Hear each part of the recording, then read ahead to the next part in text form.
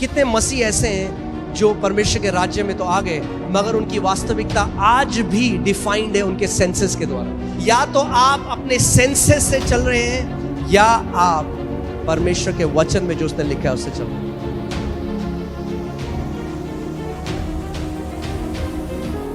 चलिए हम एक प्रार्थना करते हैं, फिर हम वचन की तरफ चलेंगे।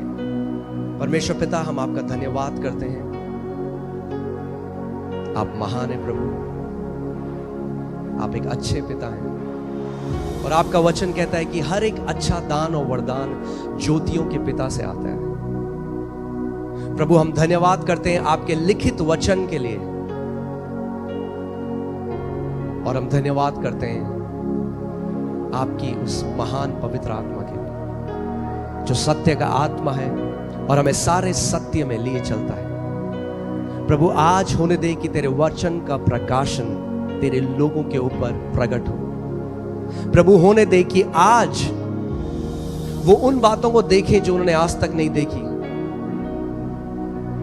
और उस प्रकाशन को अपना बना ले। प्रभु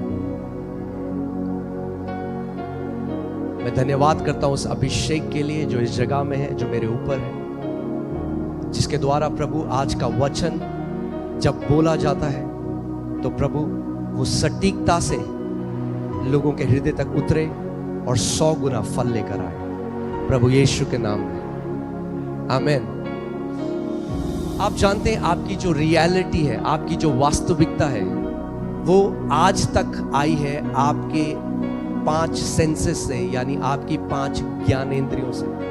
जो कुछ भी आपकी रियलिटी है, आपकी वास्तविकता है, जो कुछ भी आप रियलिटी सोचते हैं, जैसा चाहे आप दुनिया को देखते हैं, अपने आप को देखते हैं, जो कुछ भी वो रियलिटी है, वास्तविकता है आपकी, वो आई आपके ज्ञानेंद्रियों से। जो आप देख सकते थे, जो आप सुन सकते थे, जो आप महसूस कर सकते थे, जो आप टेस्ट कर सकते थे, इसकी वजह से हमारी रियलिटी आई है। और क्योंकि हम लोगों ने शरीर में जन्म लिया, तो शरीर की ज्ञानेंद्रियों से हमने क्या है, एक शारीरिक वास्तविकता को जाना। मगर दिक्कत ये होती है कि जब हम आत्मा से जन्म लेते हैं, यूहन्ना 3 में प्रभु यीशु मसीह ने कहा जो शरीर से जन्मा है वो क्या है, शारीरिक, और जो आत्मा से जन्मा है वो आत्मिक है। मगर जब हम आत्मा से जन्म ले लेते हैं, उसके बाद भी हमारी रियलिटी शारीरिक ही रहती है। हम आत्मा से जन्म तो ले लेते हैं, हम कलीसिया आते हैं, पवित्र आत्मा का वरदान पाते हैं, अन्य भाषा में प्रार्थना करते हैं, मगर फिर भी हमारी जो वास्तविकता है वो प्रमुख तरीके से वही है जो हमारा शरीर, जो हमारी आंखें हमें बताती हैं, जो हमारा शरीर हमें बताता है। और आप जानते हैं परमेश्वर का वचन कहता है कि जो कार्नल है, यानी हिंदी बाइबल में लिखा है शारीरिक है, यानी जो अपनी ज्ञानेंद्रियों के चलाए चलता है, वो कभी भी परमेश्वर को प्रसन्न नहीं कर सकता। हम रोमियो की पुस्तक में इसको देखते हैं, रोमियो 8:8 में देखिए क्या लिखा है, और जो शारीरिक दशा में है वह परमेश्वर को प्रसन्न नहीं कर सकता। यहां पे जो शब्द शारीरिक है, और ऊपर जब आप देखेंगे इंग्लिश बाइबल में कार्नल लिखा है। कार्नल मतलब जो सेंसेस से चलता है, जो अपने ज्ञानेंद्रियों के चलाए चलता है। यानी अगर आप अपनी ज्ञानेंद्रियों के चलाए चलते हैं तो आप परमेश्वर को प्रसन्न नहीं कर सकते। जितना मर्जी उपवास रखना है रख लो, जितनी मर्जी प्रार्थना करनी है कर लो, मगर अगर शरीर की ज्ञानेंद्रियों के द्वारा चलोगे तो परमेश्वर को प्रसन्न नहीं कर सकते। कितने लोगों को मेरी बात समझ आ रही है? तो हम जीते कैसे? आप कैसे जी रहे हैं? हम लोग जी कैसे रहे हैं? हम लोग ज्ञानेंद्रियों के द्वारा जी रहे हैं। आप कार चला के आए, कैसे चला के आए? आंखों से आपने देखा, आगे गाड़ी है, ब्रेक मारा। जो जी रहे हैं हम, खाना बना उसमें नमक तेज है, कैसे पता आपको? आपने देखा किचन में नमक तेज डाला किसी ने? नहीं, आपकी जीभ ने आपको बताया। आपके घर के ऊपर से एक प्लेन गया, उसकी आवाज आई, आपने देखा प्लेन गया? नहीं, आवाज ने आपको बता दिया एक प्लेन गया। जो हमारी रियलिटी है वो हमारी 5 ज्ञानेंद्रियों से आ रही है। तो इस पृथ्वी में जीने के लिए हमें ज्ञानेंद्रिय की जरूरत है, मगर आप आत्मा भी हैं। उस आत्मिक जगह में आप ज्ञानेंद्रियों के द्वारा नहीं चल सकते। अगर आप ज्ञानेंद्रियों के द्वारा परमेश्वर के राज्य को समझने की कोशिश करोगे, आप कभी नहीं समझ सकते। उसके लिए परमेश्वर ने आपको एक छठी ज्ञानेंद्रियां दी है, जिसको सिक्स्थ सेंस बोलते हैं, और वो है विश्वास। Faith is the sixth sense. विश्वास वो छठवीं इंद्री है जिसके द्वारा आप अनदेखी चीजों को देख सकते हैं, अनसुनी चीजों को सुन सकते हैं, जो यहां पर है ही नहीं उनको छू सकते हैं।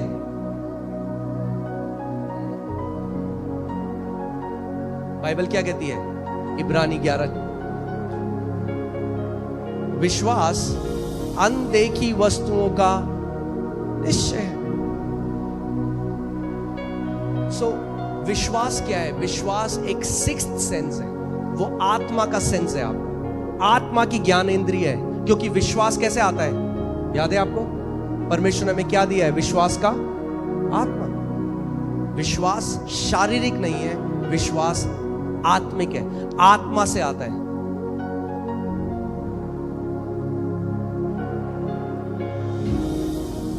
कितने लोग यहां पर विश्वास करते हैं कि प्रभु यीशु मसीह क्रूस पे गया और तीसरे दिन मुर्दों में से जिंदा हो गया? कितने लोगों ने देखा उसको जाते हुए क्रूस पे? नहीं देखा।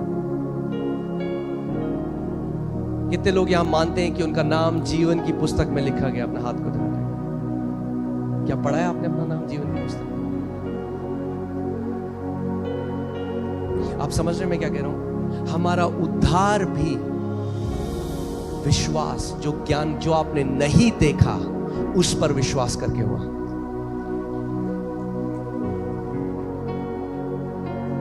और कई मसीह लोग क्या गलती करते हैं? उद्धार तो पा लेते हैं ऐसे, मगर फिर जब प्रभु में आते हैं तो फिर से शारीरिक चाल चलने लग जाते हैं, शारीरिक ज्ञानेंद्रियों के द्वारा चलने लग जाते हैं। देखिए यूहन्ना 20:24 से 25 हम पढ़ते हैं। थोमा एक ऐसा चेला था परमेश्वर का, और मैं चाहता हूं आप इस बात को समझें। इसमें लिखा है, परंतु 12 में से एक अर्थात थोमा, जो दिदुमुस कहलाता है, जब यीशु आया तो उसके साथ न था। जब अन्य चेले उससे कहने लगे, हमने प्रभु को देखा है, तब उसने उनसे कहा, जब तक मैं उसके हाथों में कीलों के छेद को न देख लूं और कीलों के छेद में अपनी उंगली को न डाल लूं और उसके पंजर में अपना हाथ न डाल लूं, तब तक मैं विश्वास नहीं करूंगा। यह है पिक्चर अनबिलीफ की। मैं आज आपको डेफिनेशन देता हूं अनबिलीफ की, आप समझे। अनबिलीफ कुछ भी नहीं है। अनबिलीफ वो है जब आप उससे अपने पांचों इंद्रियों से देखना चाहते हैं। पहले थोमा ने कहा, मैं नहीं मानूंगा ऐसे, पहले जब तक मैं देखूंगा नहीं। सुना है आपने लोगों को ऐसे कहते हुए? जब तक देखूंगा नहीं तब तक मानूंगा नहीं, दिखा दो तो मान जाऊंगा। प्रभु कहता है ऐसा विश्वास काम नहीं करता। वो कहता है मान जा तो दिखा दूंगा।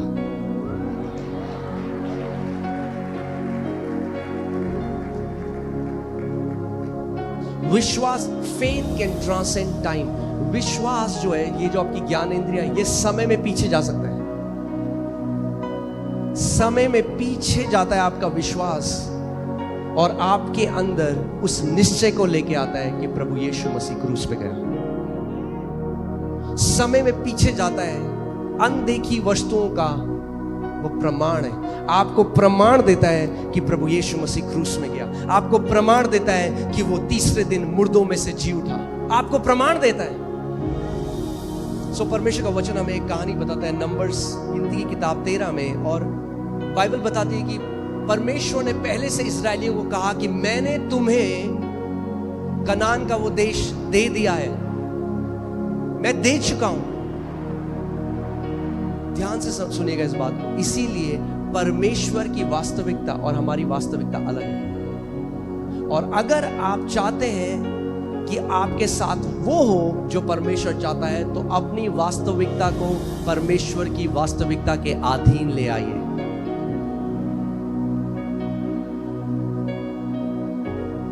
परमेश्वर का वचन कहता है कि उन्होंने बोला कि परमेश्वर ने उनको वो दे दिया, कनान का देश उनको दे दिया। और फिर मूसा ने जो है 12 जासूस वहां पे भेजे, 12 स्पाइस भेजे, 12 जासूस भेजे, जो एक रिपोर्ट लेकर आए, है ना। डॉक्टर की रिपोर्ट मिलती है, बच्चों को स्कूल की रिपोर्ट मिलती है। ये जो 12 जासूस थे, ये उस कनान के देश में गए कि एक रिपोर्ट लेकर आए और इस्राएल के लोगों को और मूसा को रिपोर्ट दी। और 40 दिन वहां रह के उन्होंने देखा सब कुछ। और बाइबल बताती है 10 जो उसमें जासूस थे, बाइबल कहती है वो ईविल रिपोर्ट लेकर आए, एक विकेड रिपोर्ट लेके आए।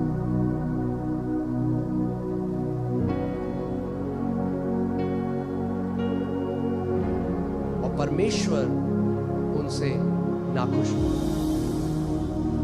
अब जो रिपोर्ट वो लेकर आए उसमें कोई गाली गलौच नहीं था, उसमें कोई गंदी बात नहीं थी। फिर परमेश्वर उसको ईविल रिपोर्ट क्यों कह रहा है, या हिंदी में क्या बोलेंगे इसको, दुष्ट, एक दुष्ट रिपोर्ट लेके आए।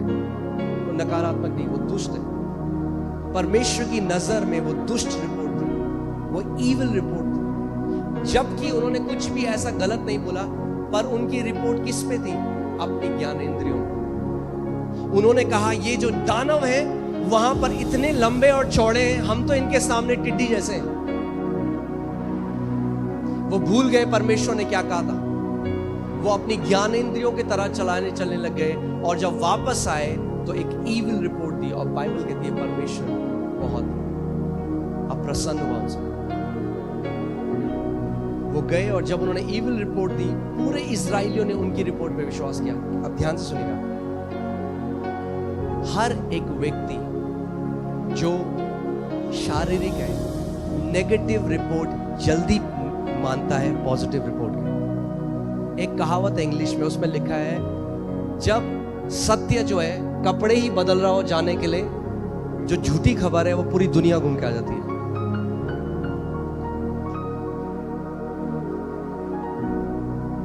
आप किसी को परमेश्वर का सत्य बताएंगे नहीं मानेगा।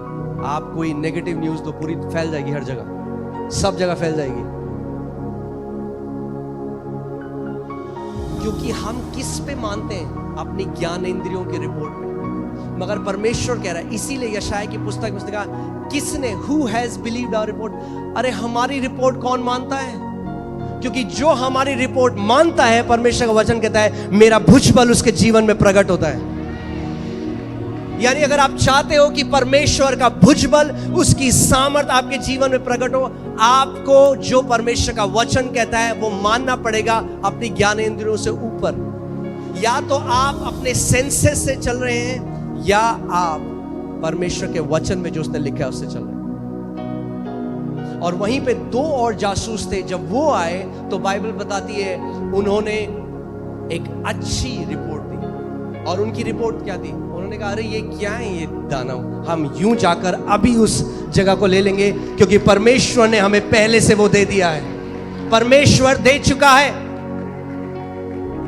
परमेश्वर दे चुका है। परमेश्वर को देने की जरूरत नहीं है,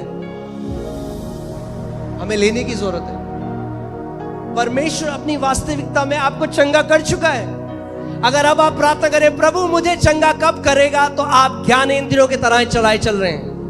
और वैसा अविश्वास परमेश्वर को प्रसन्न नहीं करता। 2 कुरिन्थियों 5:7 में लिखा है क्योंकि हम आंखों देखी बातों पर नहीं बल्कि विश्वास पर चलते हैं। आप जानते हैं विश्वास का सबसे बड़ा जो दुश्मन है वो आपके 5 सेंसेस हैं, आपकी 5 ज्ञानेंद्रियां हैं। किसी का शरीर है उसमें एक ग्रोथ हो गई, डॉक्टर ने कहा कैंसरस है। उसने वचन पढ़ा यशायाह 53:5 और उसमें लिखा है उसके कोड़े खाने से हम चंगे हो चुके। ना वो मुंह से तो बोलते हैं कलीसिया में आके, मगर क्या है, एक लड़ाई है ज्ञानेंद्रियों में और विश्वास के बीच में। और जिसकी बात को वो मानेंगे वही जीतेगा। वैसे ही जैसे इजरायलियों ने 10 जो जासूस थे उनकी खबर मानी। अगर आप आज यहां पर आए हैं और डॉक्टर ने आपको एक नेगेटिव रिपोर्ट दी है, एक लड़ाई है 2 रिपोर्टों के बीच में, एक लड़ाई है। डॉक्टर की रिपोर्ट जो कहती है आपके पास कुछ ही महीने हैं जिंदा रहने के लिए, और परमेश्वर की रिपोर्ट जो कहता है उसने कोड़े खाए और उसके कोड़े खाने के द्वारा तुम चंगे हो चुके हो। और ये दोनों रिपोर्टें विपरीत हैं, एक दूसरे के बिल्कुल उल्टी बातें बोलती हैं। डॉक्टर की रिपोर्ट जो कह रही है वो झूठ नहीं बोल रहा, उसने चेक किया आपका ब्लड, माइक्रोस्कोप के अंदर देखा उसको, मगर वो रिपोर्ट कैसे आई? ज्ञान इंद्रियों के द्वारा। मगर इस आयाम में ऊपर एक आयाम है जो यहां को चीजों को बदल सकता है, और वहां के आयाम की एक रिपोर्ट कहती है कि जब तू पैदा भी नहीं हुआ था तो मैंने तेरे लिए कोड़े खाए ताकि मेरे कोड़े खाने के द्वारा तू चंगा हो गया है। अब प्रभु कहता है तेरे ऊपर है, तू किस बात पे विश्वास करेगा? जो तेरी ज्ञानेंद्रियां तेरे को कहती हैं, दिल्ली का बेस्ट डॉक्टर कहता है, या मेरा वचन जो तेरे को कहता है? हर समय हमारे पास एक चॉइस है, निर्णय करना है कि हम शारीरिक जो हमारी आंखों ने देखा, जो कानों ने सुना, क्या हम उस पर विश्वास करेंगे, या जो परमेश्वर के वचन बोलता है उस पर विश्वास करेंगे? इसीलिए बाइबल कहती है शरीर पर मन लगाना मृत्यु को लेकर आता है।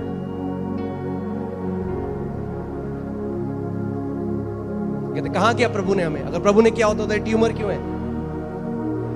सो हम सत्य को कैसे आंक रहे हैं? अपनी ज्ञान इंद्रियों के द्वारा।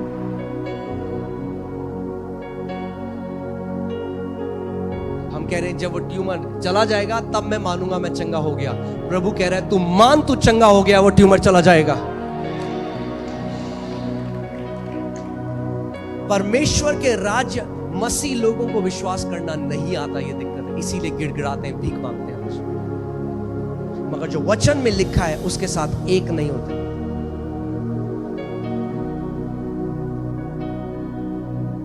उसका वचन कहता है believe and you will see the glory of God. मान ले, प्रतीति कर ले जो मैं कहता हूं, और तू मेरी महिमा को देखेगा।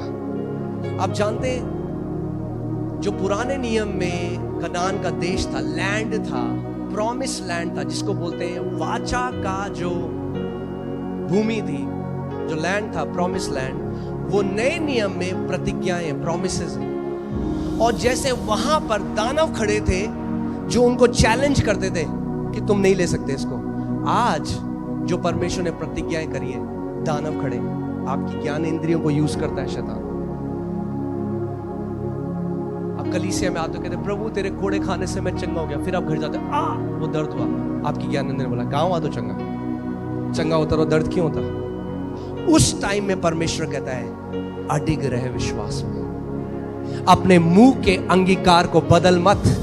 जब तू नहीं देखता चीजों को जल्दी से होते हुए, खड़ा रहे, स्टैंड एंड विथस्टैंड, अडिग हो जा, और जो मैंने वचन को बोला है वो बोल, उसके अंगीकार को खो मत।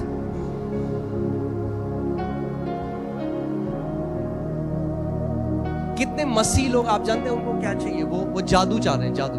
राज्य में कोई जादू नहीं है, आबराकडाबरा नहीं करता परमेश्वर से। बाइबल बताती है इब्रानी 6:12 में कि विश्वास और पेशेंस के द्वारा, by faith and patience they inherited the promise. अगर आप परमेश्वर की प्रतिज्ञाओं को पकड़ना चाहते हैं तो विश्वास और पेशेंस, धीरज, विश्वास और धीरज, यानी जब आपने किसी बात को मान लिया कि परमेश्वर का जो वचन कहता है, अब खड़े हो जाओ। जब तक वो प्रकट ना हो अपने मुंह के अंगीकार को बदलो मत। जब मैं विश्वास से उसके साथ एक हो जाता हूं तो हल्की हल्की वो मेरे जीवन में प्रकट होने लग जाती है। और कितने मसीह ऐसे हैं जो परमेश्वर के राज्य में तो आ गए, मगर उनकी वास्तविकता आज भी डिफाइंड है उनके सेंसेस के द्वारा।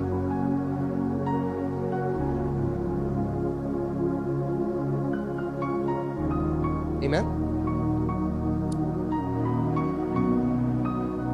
हम आंखों देखी बातों पर नहीं पर विश्वास पर चलते हैं, और यही किया इब्राहिम ने। इसीलिए वो विश्वास का पिता कहलाता है, यानी विश्वास का एग्जाम्पल कहलाता है। अगर आपको विश्वास सीखना है तो इब्राहिम से सीखिए। इसीलिए कई बार सबसे रिपोर्ट जो है, जो यहाँ पे डॉक्टर की रिपोर्ट है, जो पृथ्वी पे जो एक्सपर्ट की रिपोर्ट है, वो खड़ी हो जाती है एक जायंट की तरह, उस दानव की तरह जो आपको मॉक करती है, आपका मजाक उड़ाती है। कहाँ है तेरा प्रभु? तेरा प्रभु रिपोर्ट में तो यह है, रिपोर्ट तो कह रहा है भैया कैंसर बढ़ गया। कहाँ है तेरा प्रभु? मॉक करते हैं। उस टाइम में अगर आपको नहीं पता विश्वास में कैसे खड़ा होना है, तो आप मान लेंगे उसे।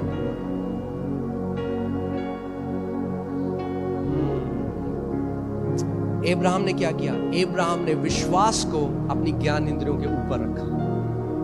इसीलिए विश्वास का पिता कहलाता है, इसीलिए हमारा उदाहरण बन गया।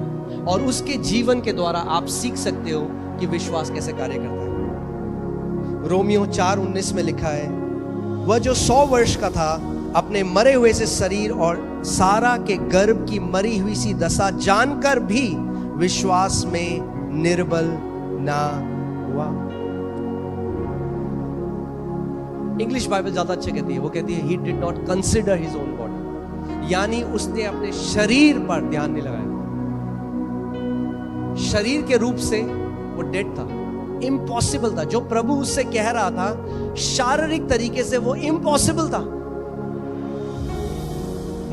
परमेश्वर ने कहा मैं तुझे जातियों का पिता बनाऊंगा। 100 साल का हो चुका है। अगर अपना शरीर से पूछे, शरीर क्या बन सकता हूं मैं पिता? शरीर कहेगा इम्पॉसिबल, तू नहीं बन सकता। और शरीर से नहीं पूछा उसने, ये कह रही है बाइबल। उसने अपने शरीर से नहीं पूछा। कई बार प्रभु कहता है मैं तुझे ये बनाऊंगा, या मैं तुझे ये मिनिस्ट्री दूंगा, ये बिजनेस। सो आप सबसे पहले बैंक अकाउंट को देते हैं। हाँ जी बैंक अकाउंट जी हो सकता है, बैंक भूल जा, नहीं हो सकता। आपका बैंक अकाउंट नहीं आपको बताएगा, आपका शरीर आपको नहीं बताएगा। हम क्या करते हैं? जो परमेश्वर हमें बोलता है उसके बाद हम उसे शारीरिक तरीके से टटोलते हैं, क्या ये चीज है संभव? और अगर शारीरिक रूप में आपको लगता है कि संभव है तो आप मान लेते हो। मगर परमेश्वर चाहता है कि जो उसने आपको बोला है आप अपनी ज्ञानेंद्रियों के ऊपर उसको रखें और उसको मान लें। तो आज मैं आपको वो रोमियो 4:20 लगाइए। अब्राहम एक तरीके से विश्वास में बलवंत हो गया, और आप और मैं भी हो सकते हैं। और ना अविश्वासी होकर परमेश्वर की प्रतिज्ञा पर संदेह किया। बाइबल, इंग्लिश बाइबल कहती है he did not become weak in faith consider, यानी वो बाइबल कहती है कि वो विश्वास में कमजोर ना पड़ा अपने शारीरिक दशा को देखकर। आप कलीसिया आए, आपने कहा आज प्रभु मुझे चंगा करे, आपके लिए प्रतिज्ञा हुई, एक वचन निकला, आपने उसको ग्रहण किया, आप घर गए खुश हो गए, मैं चंगा हो गया हूं प्रभु। आप घर गए, फिर से दर्द आया, और आप उस प्रतिज्ञा पे संदेह करने लगे। आपने कहा शायद प्रभु ने नहीं किया, शायद उस टाइम हो सकता है कि उस टाइम, लोग कहते हैं उस टाइम हमें आराम लगा था।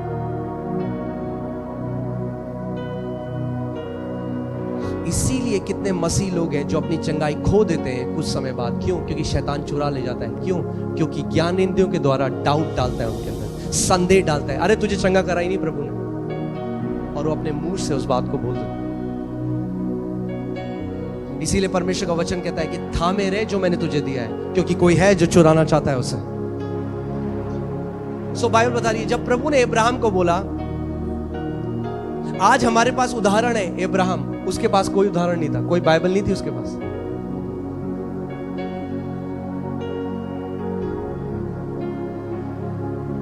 प्रभु ने कहा मैं तुझे जातियों का पिता बनाऊंगा। उसने क्या किया? बाइबल बताती है वो विश्वास में कमजोर ना पड़ा, और उसने परमेश्वर की प्रतिज्ञा पे संदेह नहीं किया, पर विश्वास में दृढ़ होकर परमेश्वर की महिमा करी।